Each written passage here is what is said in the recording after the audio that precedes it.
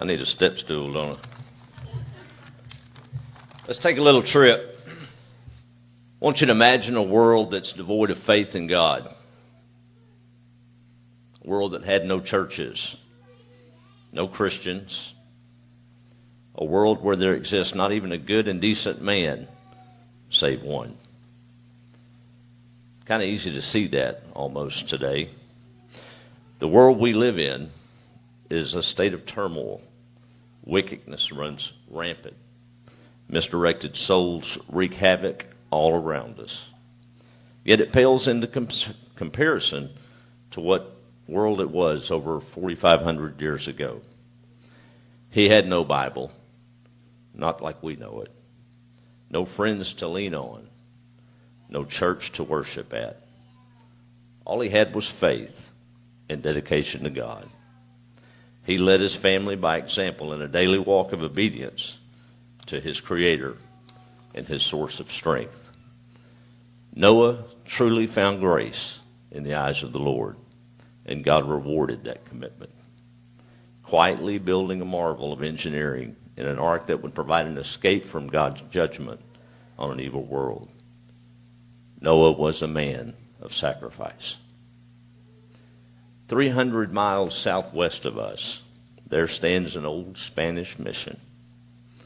It was in the spring, 157 years ago, that its adobe walls witnessed men who sacrificed it all for the independence to live in personal liberty and religious freedom. For over 13 days, they faced certain death at the hands of a tyrant and his army. Toward the end, a line was drawn in the sand, and a call to stand was issued.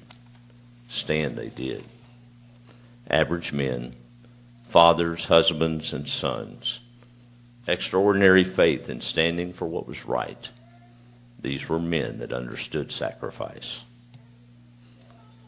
1985, Saturday morning, a little town called Huntsville, Texas. I loaded up with him, no choice, and headed to mow some storage units. It was pretty much a ritual in the spring and summer as he made a little extra money for the family. It wasn't out of the ordinary. It wasn't until decades later that I understood it. Our childhood was spent attending church 30 miles away. It would find me weed eating, him doing most of the work. Him and Mother worked. But we would make that trip Sunday morning, Sunday evening, Wednesday night, and any prayer meetings in between, 60 miles around. The 80s were a rough time in the interest rate world. I've learned that as I have grown. And to make ends meet, he would do those odd jobs. I don't know where he found the time, to be honest with you. Occasionally we would stop at a little 7-Eleven after church on the way back, and Kimberly and I would get to split a candy bar. Never understood it until now. Here we are decades later, lots of changes. I can finally understand the motive behind those mornings, slinging dust. You see, it was a necessary sacrifice by a man that understood how to provide for his family. We've seen in recent years, as y'all have known him, the sacrifices that he made for my mama. He stood by her side in a time when most folks would have probably been okay putting her into a nursing home. She stood maybe a week in Huntington before he had enough of it and took her home. I've seen Christ in my dad in so many different ways.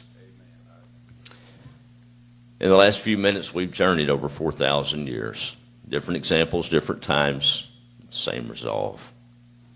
Like Noah, my father has never been swayed by the evil around him. He continued to trust the Lord and build an ark for his family. Sometimes when it overwhelms and I try to engage him in a conversation about the state of things that might be around us, whether it be Y2K in the past, the current situation that we face, he'll listen about 5 or 10 minutes, and then he'll rebut. Son, we've got to put our trust in the Lord. He never gets caught up in the sway of what goes on around us. Like those who stood with Colonel Travis in 1836, my father still stands with a quiet resolve for true liberty. Not hollering, not marching in the streets, just a quiet resolve where he stands. Men of sacrifice.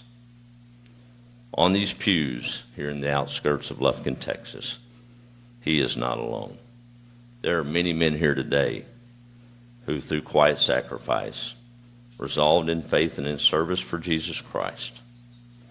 May we all continue to lead as dads and fathers, not distracted by the evil that besieges us on every hand, but resolved to simply stand in God's love and His truth. Dad, I love you. Happy Father's Day.